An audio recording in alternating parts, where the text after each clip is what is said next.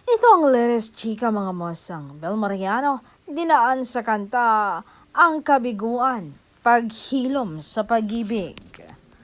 Bagay na bagay kay Bel Mariano ang title na New Gen Phenomenal Actress Singer ha. Sarami kasi nang ganap sa buhay ngayon ng mga artista. Bukod tangi talaga siya, naangat talaga ha. Anyway, bukod nga sa acting, heto, tutok din siya sa pagkanta. Pamilyar na kwento ng iba't ibang estado ng pag-ibig ang hatid ni Bel Mariano sa bago niyang album, ang Like You.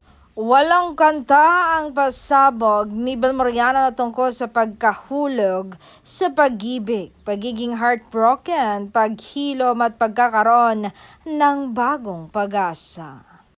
O diba, halos lahat ng nararanasan ng mga kabataan ngayon ay nasa album ni Bel. Kabilang nga sa awitan ang The Puzzle at makulay na sinulat ni Jonathan Manalo, Rocky Rock Santos, pati na ang Numbers, Don't Lie na komposisyon din ni Rox at ang mga kantang pintuan Like You na likha ni Tresha Diniz. Bongga rin ang magdadala, Get Out at mula rin kay Jonathan at Now Where, Now Here na mula sa panunulat ni Dennis Campaner.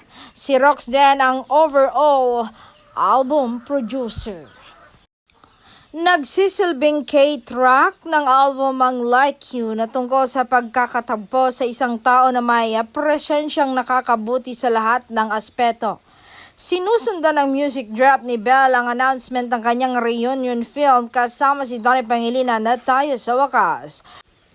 Siya nga pala, ginawaran din si Bel ng Listener's Choice Award sa Billboard Philippines Woman in Music at Lullaby Artist Award ng Spotify noong 2024. Siyang nasa likod ng mga hit na kantang Bugambilya, Sigurado at Tanging Dahilan.